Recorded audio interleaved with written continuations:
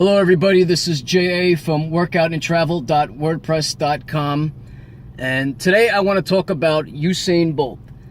Usain Bolt is the greatest Olympic athlete of all time. I don't care what anybody says. Please don't tell me about Michael Phelps. He's not even in my top 3. Usain Bolt won the 100 and the 200 meters in 3 consecutive Olympics. So to put that in perspective, he's the fastest man in the world for 12 consecutive years. Now, that doesn't mean that he was the fastest every single year, because he didn't win the world championship every year. But if we're going to consider the Olympics the most important event, he won the 100 and the 200 meters in 3 consecutive Olympics. That is insanity.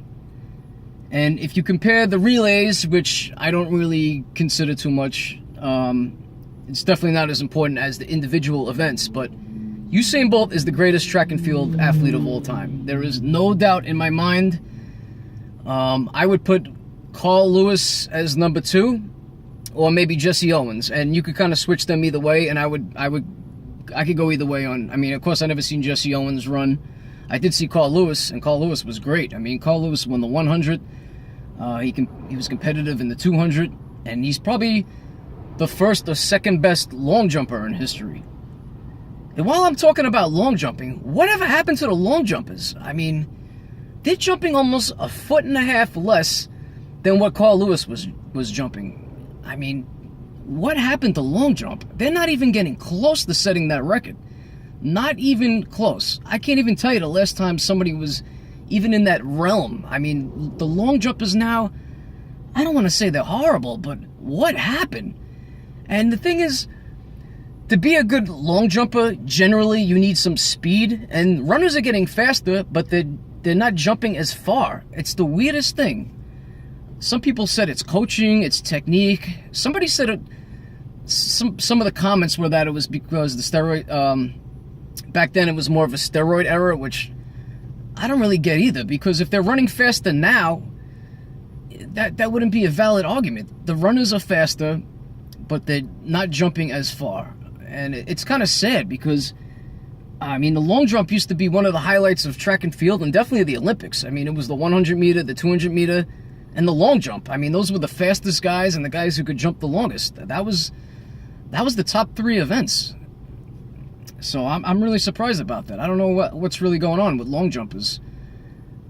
Somebody said that a lot of these sprinters don't like to do the long jump anymore, because if you get injured, more of the endorsement money sort of comes with the 100 meters. And I could kind of see that, but let's say you're a top 10 runner. Say you're number 8, number 9.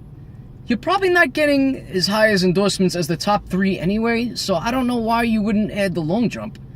And if these guys are only jumping 27 feet, 27 and a half feet, you know, it should be very competitive. So I feel like that would be if you're a decent runner, that would seem like an obvious choice to start getting into the long jump. I mean, I was the worst long jumper in history, and I jumped 20 feet without any training. I mean, just off my sprinting. You know, my technique was horrible, and I'll tell you, if I was around today, if I was 18 again, I would get into the long jump, because they can't jump like they used to. But yeah, Usain Bolt is the greatest ever, without a doubt. Michael Phelps, not to take anything away from him, but if you read in my other YouTube video that, in my opinion, swimming has too many events. You don't need to swim backwards. You really don't need a breaststroke. And basically, most of the events are going at the same speed at different distances. So you got the person that wins the 50 meters is going to win the 100 meters, is going to win the 150 meters. And it's even more when you get into the specialized events like the breaststroke. I mean, the breaststroke is so slow that if you're in the lead at the 50 meters, you could probably use your technique and get to the lead in 100 and keep going. And then when you count the relays, you get these swimmers coming out with 9, 10, 11 medals in one Olympics, and they're comparing that to track and field, and it's no comparison.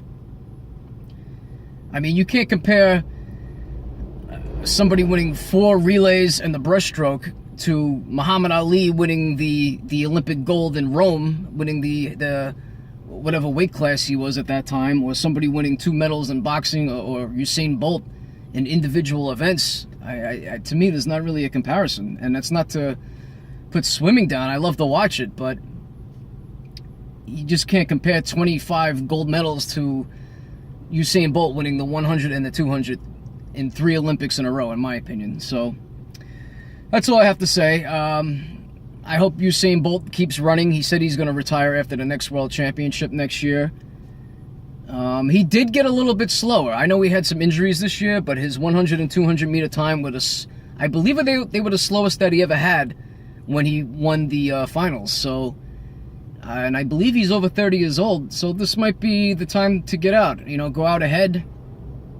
Win or lose at the World Championship, it's not going to change anything next year. But if he did come back to the Olympics in his mid-30s and lose, you know, his legacy could take a little bit of a hit.